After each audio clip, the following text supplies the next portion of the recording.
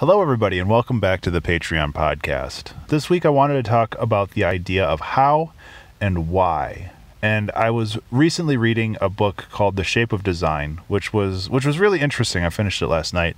And at the beginning of the book, they talked about this dichotomy of how and why. And I think that it's really important to talk about because it opened my eyes up to a couple things.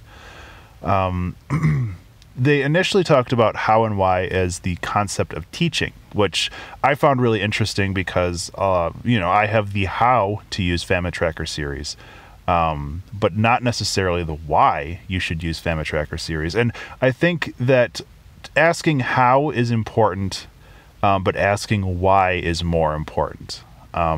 Because when you're starting a creative project, you want to understand the focus of it, like what software to use, why to do this particular thing.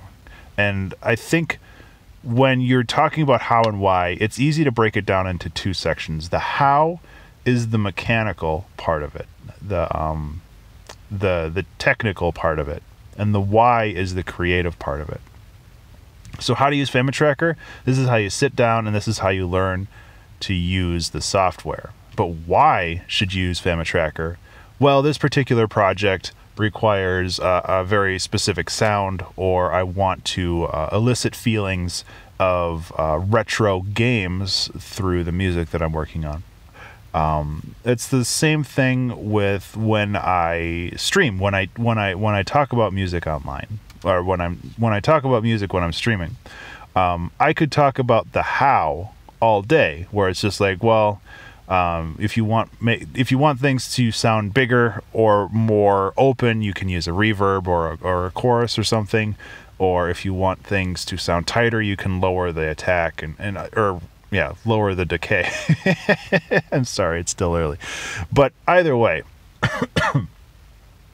you can talk about the mechanical parts all you want. But one of the things that I love about when I stream is I talk about the why. I sit down and I talk about why I made the decisions that I made, because those are the important bits. Those are really the things that you can't easily teach outside of a live setup like that, where you can have that back and forth and you can talk to people. And then you can get more deep into the how and why when it comes to setting up questions relating to creativity in general, like how somebody made something versus why they made something. Like if they have a message that they want to convey, that's more of a why statement. Like, why did you want to make things this way? It's because I wanted to show the world something that maybe they haven't seen before, or in a way they haven't seen before. And I think that it's really interesting to kind of not only ask how, because how is only half of the question that you should ask. You should also ask that same question with why. One of the examples that the book gave that I also liked was Henry Ford. When Henry Ford, I think, was asked, like, oh god, now I can't remember what it was. Basically, Henry Ford made, the automobile, the Ford. And when people asked him, like, why didn't you just ask other people what they wanted? Ford said that other people just wanted a faster horse. And that is a very how question. It's like, how can we make a horse faster? And the why question would be, why do we need the horse at all? And I think that that's really interesting, and that's really it's really evocative to think about things that way.